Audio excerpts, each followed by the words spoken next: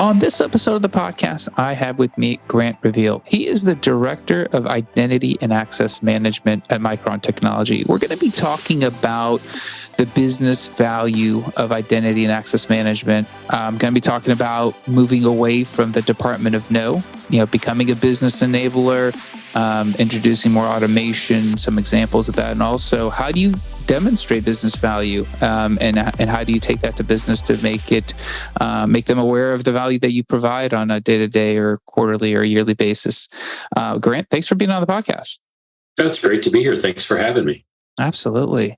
Let's start at the top. I always like to, get to know what the responsibilities that you have are at Micron, and also just a high level of what Micron does, so everyone's aware of who you are and where you work. Sure, absolutely. So my responsibility in identity and access management is maintaining the tools and the technologies that you would consider to be part of the identity suite. So it's the provisioning components that go into it. It's the security tools such as federated services, multi-factor authentication, and various pieces and parts that play into those, delivering those technologies. So Micron itself, it's a large chip manufacturer is probably the easiest way to put it. A Fortune 125 company, I believe at this point in time, and the fourth largest semiconductor company in the world. So, revenues are over $27 billion in fiscal year 21. Just about anything that has a chip in it, we would like to say came from one of our fabrication facilities. So that's in a nutshell what we do. Yeah, thanks for that. Always good to get the context. And I guess the topic for the episode is kind of the business value of what you do, right? But obviously to get there, we got to talk a little bit about the team, the department, what you're doing. I guess maybe to start at the high level, can you just give us a sense of how big your team is? What areas specifically you're responsible for in identity access, if there's any other overlaps to other teams or whatnot? So not to get into the specifics of what we do as an organization, but when you think about an identity and access management program, it breaks down into three components of people, process, and technology. So the technology is what you build it off of. So you're going to have engineering teams that will design, build, and support the platforms that you need. You will have the processes that go around that. It's how you onboard and offboard. It's how you connect into the various systems that are enterprise-wide in your organization. It's how you interact, not only from the electronic identity perspective, but also the physical security identity. I think that's sometimes overlooked in this capacity, where it's just as important as your electronic, where you are, what you're doing, and what you can get into. And insider threats, for example, oftentimes can come from a failure in the physical security side of the shop. And then the people component, you need to make sure that you have a wide variety of talent in your organization. So it's like a lot of organizations. You need to have your wrench turners, the engineers, the folks that can really design and build the things. But then you need to have business analysts. You need to have program managers, project managers, all working in concert to deliver the solutions that you're looking to do to enable the business. And a lot of that, people don't, I think, necessarily think of identity and access management falling within the SDLC, your software development lifecycle, but it really needs to, because you're building a tool that is consumed by your customers, who in this case are more often than not the business units and the various components of the organization where you work. And so you need to have predictable and reliable services that you're laying out for them. I think, identity access falling within the SDLC, that's actually potentially one of the bigger things we could talk about, and maybe we'll come back to that topic in a minute.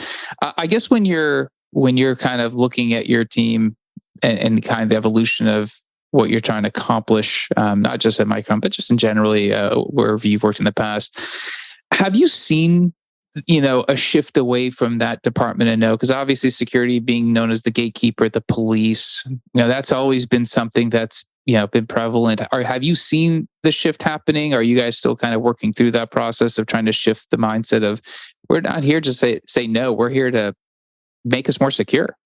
Right. I think part of that is really about perception and communication. So I always tell my teams that we need to effectively communicate and we need to share our successes, because if we don't tell our story, nobody else will. And I just think that, from the evolution of IT, there's just that mindset of, oh, it won't work. Well, IT says we can't do this or that we can't do that. So if you're able to open those channels and really start a communication and be able to go to the business and ask them what it is they need, ask them where their pain points are with identity or with security in general.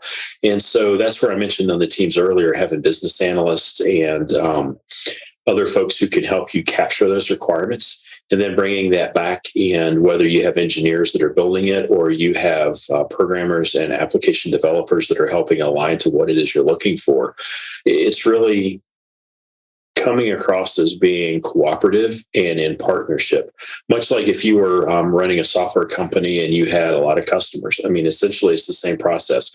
We're running a software shop and a hardware shop, and we have customers. It just so happens we all work for the same company. And so I've seen a change in the last 5 years, probably, from my perspective, that there's more enablement. But I believe some of that comes from the fact that board members are now becoming more educated in IT and technology and the benefits that you can garner from that. And I believe that they don't necessarily just see IT and IS or information security as a necessary evil or a drain on the bottom line. There's ways, and we'll get into this, about how you can actually deliver value from this tower now. And not only does it drive security in the organization, it's protecting your intellectual property, it's protecting your brand. It's also giving you more. You can do more with less is probably the best way to put it. And I guess just maybe a question from that is, I think when you look at software teams, in terms of software development, I think they have gotten much closer to having that visible business value, because I think a product is typically now client facing in a lot of companies, and we're talking generally here, and the perception is, well, that app or that product or whatever it is being seen by others, it's being used by others, and I think all of a sudden now the business value, the dotted lines get connected. We go to the cloud, it saves us money. Like you mentioned, some of that education is just getting built into the technology ecosphere, moving away from that old IT-centric view, IT department view of technology. I guess when it comes to, whether it's identity access or security in general, and you mentioned some of that educating and promoting, is it just one of those where, to begin with, security had such a different connotation that if something went wrong, you pointed out security, but when things went right, no one really talked about security? Yeah, that's a great question, Amir. And I think that's part of it. I think that people fear change, and security came in, and folks didn't like the changes we'd be putting in. So whether it was proxy servers and web filtering, oh, now I can't get to my sports website to watch the Final Four or something like that. And so I think that was part of it. And I think, too, it was a lot of just not understanding what IT did or what information security did or even does today. That's why I think communication is so important, to really explain why we're doing what we're doing and using it as an educational opportunity to say, hey, you really need to watch what you're doing here, because this is the impact if you don't. We're losing intellectual property to nation states or to overseas competitors, which eventually costs us jobs and our bottom line as well.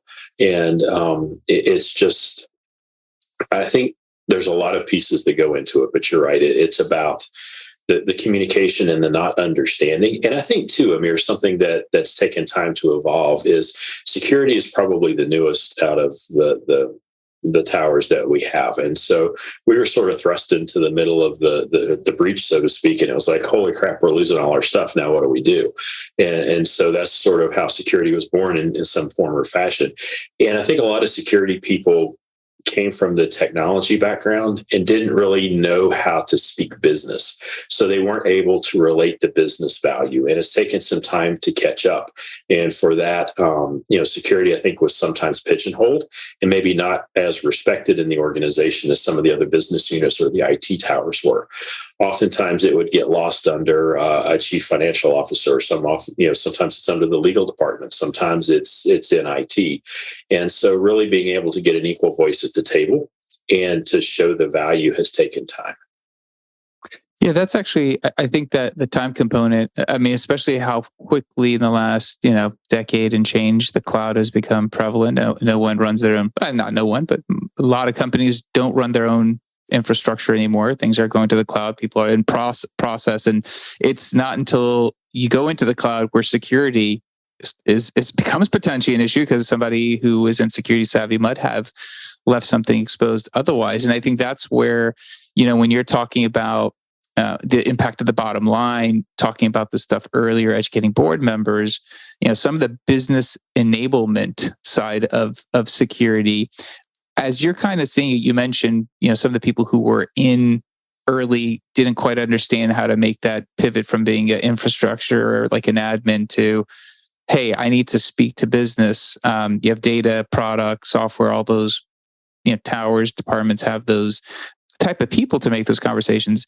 When you're kind of looking at this from your area within identity and access management, when you sit down to talk to business, how much of identity and access management is just no clue what you guys do, I just know we need it, versus you're starting to see some traction of, hey, I understand what is integral to what your team brings? I think we're starting to see some traction, at least from my recent experiences. And it boils down to really, again, it's how you have the conversation. So if you go in and start talking in, acronyms and really heavy security terminologies, you'll see their eyes glass over. But if you go in and talk to them about separation of duties, at least privileged access, and really at a core level, what they're doing today, but they're just calling it something different, or they're looking at it from a different lens. So being able to find the common ground where you share some of the same functionality and some of the same needs and asks, then that makes it great. You can then branch out, and it's easier then to say, we have this common ground. Given the sensitivity of the information that you're working with and protecting, we feel like we need to add these additional steps, and here's why. So then it becomes more of a, hey, you're helping me enhance what I already do. And if you're able to do that without having to involve my teams, then that's all the better for me, because I can still keep my smart people doing smart people things. I guess, talking about that business value, obviously some of the concepts you just mentioned, having the smart people do the things that they should be focused on, and not impacting them with some of the technical jargon. When you're sitting down and trying to bring that business value and trying to, dotted line that back to what your team's doing, how do you have that conversation with the business side?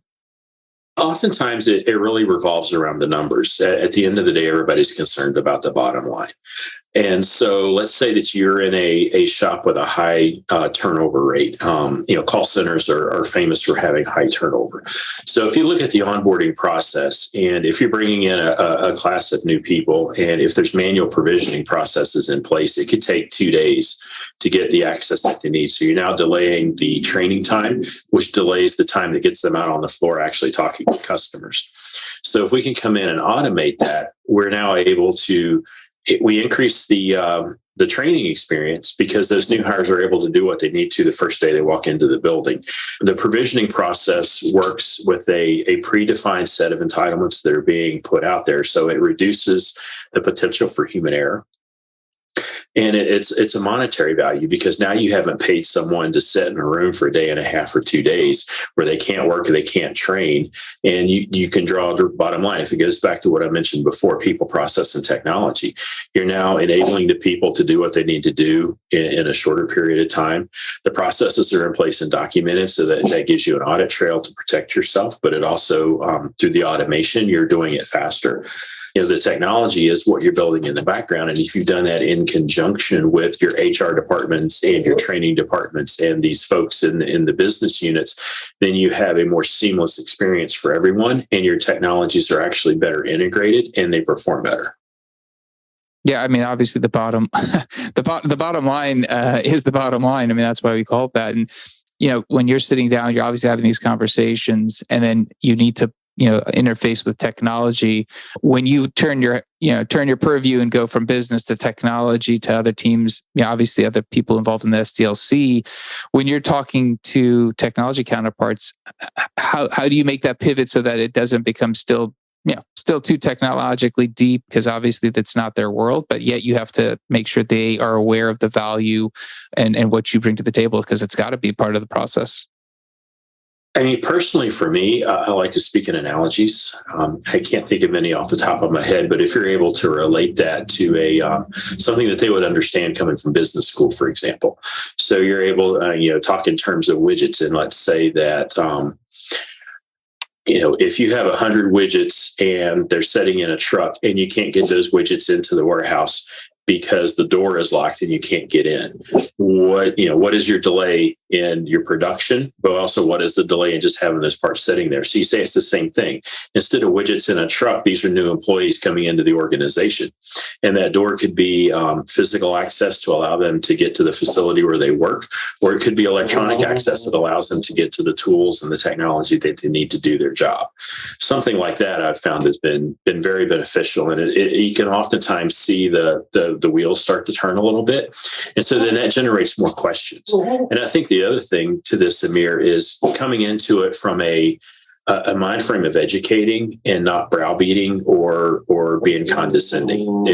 I've been in rooms where people sit down and say, "Oh, you don't understand security, you're beneath me," and that doesn't help anybody. So it's really about building that partnership from day one and being able to allow them to come to you, give them, to feel secure enough to ask questions they don't know, that they know you're not going to take their head off or, treat them or talk down to them. And so I think that really is a large part of it. Yeah, I think that, going back to, for the most part, security has been viewed as this very much black box, super complicated, super difficult, and they're going to change things for the harder. I don't know. I don't want to say for the worse. Change it for the harder, because I think that's what the view is. I think having that safe, I don't know if it's a safe zone, but that comfort, I think you mentioned secure enough. I think if people potentially have that opportunity, the dialogue becomes free flow. It's not a contentious, hey, you're going to impose this on me. How do I just deal with it? Versus, hey, this is how I feel about it. But then it's, to your point, putting the educator hat on and explaining how it's going to improve their life. Because obviously it's there for a reason, and it's not just to say no. Right. And the other part of that, Amir, is once you start to build that relationship, then you'll find, and I've seen this where I've been, they'll come to you before they start a process and they'll say, "Hey, we're looking to make this change. I remember when we spoke a year ago, you talked about how what we were doing could impact our security model. This is what we want to do. Can you help us make it better out of the box?" And that's when you know that you've been successful in what you're doing. And to touch on, you mentioned, obviously everyone wants to shift left, and you were talking about the SDLC. When we're talking about having the business come to you and have you involved even sooner, when you're having that conversation, I guess from your team's perspective, the product that you're delivering in the end, how much more enhances that by being more involved even on the business side of that discussion? Oh, for us, it's huge, and it helps us lay out what we need to do to provide that service for our customer. But the other piece is it will show us where we have potential gaps in our service catalog, so we can then begin to build out that technology or those services that our customers need. And if we're following, a strict SDLC process, we can build that into release notes or get that into a release cycle. And so now we can tell them when it's coming, and they can use that then to plan their upgrades, their changes, their modifications. And I guess when you are looking at that ability to forecast out, and I'm just kind of curious because obviously you're seeing potential things on the team that have to be addressed, building out further capabilities. When you're looking at that and you're kind of looking at your team's current load, and obviously you're trying to execute and you're trying to make sure that you're delivering as needed. How do you balance your team's own inner workings to kind of bring in some of those future looking features or skills or technologies you need versus hunkering down on what has to be done now? It's a balancing act for sure. And you always have operations that will take precedent to keep things running, but you also need to balance that. You're right. And it's having a defined roadmap is very helpful so that you know we have 18 months, 24 months, 36 months. This is what we're doing. So you're able then to allocate the time and know how much time you need for X, how much you need for Y, and how much you need for Z. And so when that conversation comes up, and then when the businesses come to you that they need to have work done or they need enhancements done, then you have a predefined work catalog laid out, and you can tell them, I can put you in here, but it won't be until 9 months from now. And if that's not enough, then you need to your leadership needs to be aware, and you need to have support from them to engage and say, this is the business case we're trying to solve. It's going to save us $50 million. I would like to move it, shift left, just like you said. I want to shift this left, get it in production and get it moving. And these other things we will need to shift right to enable that. And I think, again, it comes back to business and being able to have the business analysts on your team and folks who can understand the impact of either doing something, not doing something, or delaying something down the road.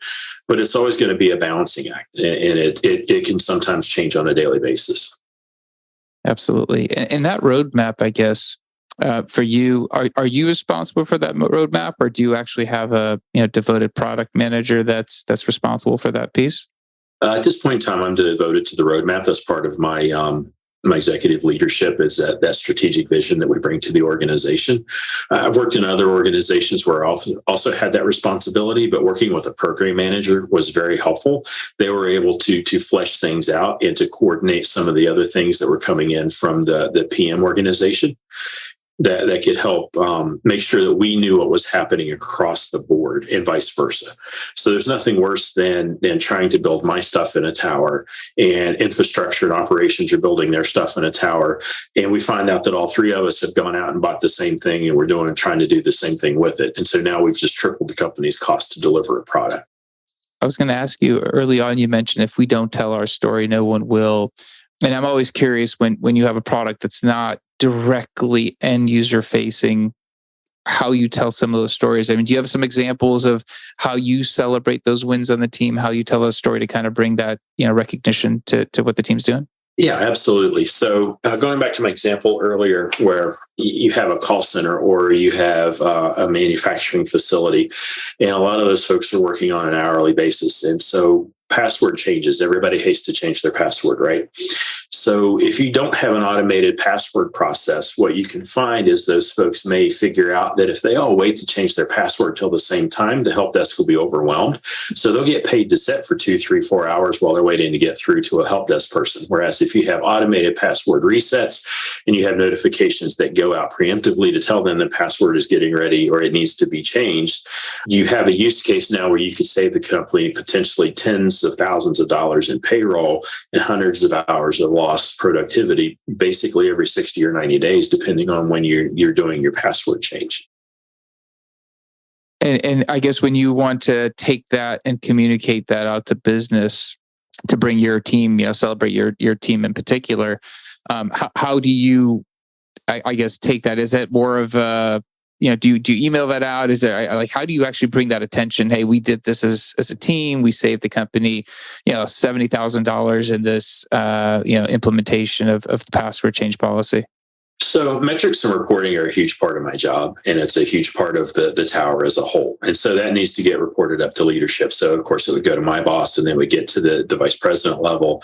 And you really want to make sure there's awareness to that. And another component of that I failed to mention is when people are calling the help desk to do a password reset, numbers are amazing and data and statistics are great. So if I know that it takes a call center associate 8.5 minutes to do a manual password reset, and I'm able to do it in 5 seconds through an automated process, then I can take that basically 8.5 minutes times the average salary of a help desk person. So I know how much we've saved, but then I also know that they would have to bump up their staff by 15, 20 headcount every 60 or 90 days to take the influx of calls that are coming in. But it all simply goes into metrics and reporting. You build out a dashboard that tracks these numbers. You're able to show it in a graphic format with supporting data behind it. And again, it's building credibility. So if you've been with the organization and you start to report on these things and you're able to show where the numbers are coming from and tell the story, then you build credibility, and your credibility will take you a long way in how you report things. I think it's, as the topic for the episode was the business value of identity access management. I think the more you start thinking about that business use case that you're looking to solve, and the more that's the core tenet of, hey, as a team, that's our mandate, this is what we're solving, the conversation becomes seemingly a little bit easier to actually justify versus focusing on the technology and then trying to back into finding the right problem to solve. And I think sometimes technology is guilty of trying to find problems to solve. Right. And I think something else that goes with that, Amir, that we haven't really touched on yet is the regulatory and compliance piece. There's so much of that today around organizations, whether it's your ISO 27001 or your Sarbanes-Oxley. And a lot of those pieces come back to identity and access. And so if you're able to identify towers in your organization, I think ERP systems like SAP, for example, has its own GRC module that's built in. So oftentimes you'll find teams that are a part of that SAP group that are handling the provisioning. But how do you know that they're following your identity and access policies and procedures? So it creates a whole nother audit nightmare, or sometimes what we'll call shadow IT. They're doing things outside of the main IT. So if you're able to go to that business and say, let me take what you're doing here and automate that work and bring it in. So now all the requests are flowing through a centralized system. All the processes are controlled. The regulatory and compliance pieces are being met.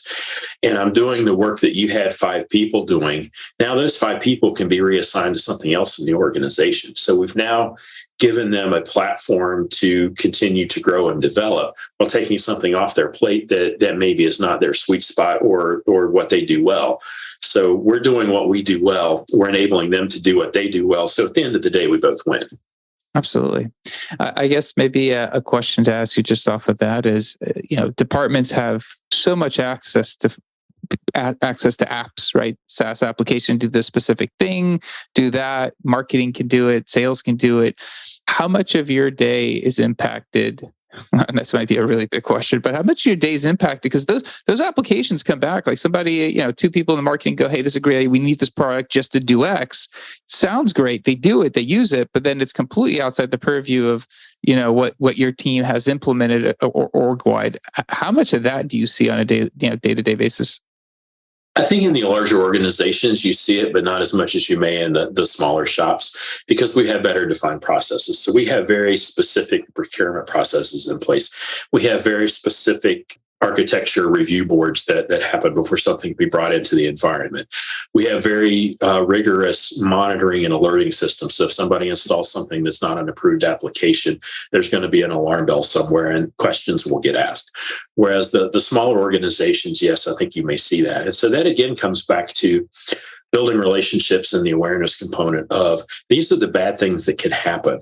It's having, either brown bag lunches or every so often at an executive roundtable, you find an example from the last quarter that says, hey, this organization did a bad thing and this was the result.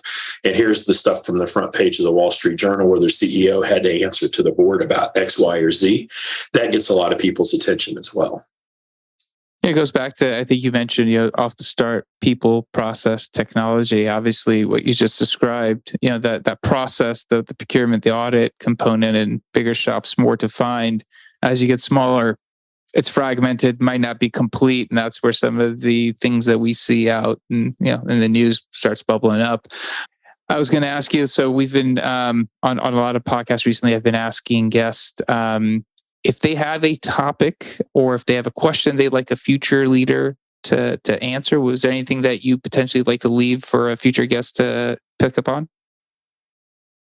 Yeah, I think something that would follow is a saying that I've had for quite a while is everybody thinks that the cloud is nirvana, but I've always looked at cloud as simply you're putting your stuff in somebody else's data center.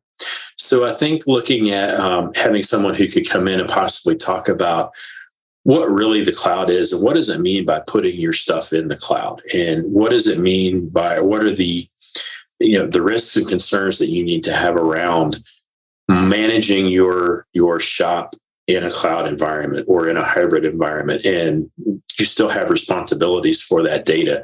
How you enact those responsibilities are going to be different, but at the end of the day, it's all still the same thing. That's a good one. Yeah, I mean, definitely. I'll try to see if we can find somebody to talk about that risk, the risks managing of that cloud or hybrid. Because I think when you really think about it, it's like you mentioned, you're putting in somebody else's box to deal with, but not really. That's always a little sad reckoning when you don't think about all the other security components there. And especially in the event of a breach, you're still responsible for the data, and all the legalese and the contracts in the world can't protect you from that. Absolutely. Grant, if somebody wants to reach out to you, pick your brain on anything you mentioned on the podcast, is LinkedIn a good way of getting a hold of you? Is there a preferred way that somebody could do that? Yeah, LinkedIn would be great. Direct message. I try and check it every day and keep up with that. And if I don't know the answer, I would like to think that there's enough folks in my network that I could share it out, and we can certainly, have a good conversation around whatever it is they'd like to talk about. Brilliant. We'll make sure to include that. Thank you for being on. Thank you for sharing your views, and thank you for your time. Absolutely, Amir. Thanks for having me. I really appreciate it. Great conversation. Thank you, Grant.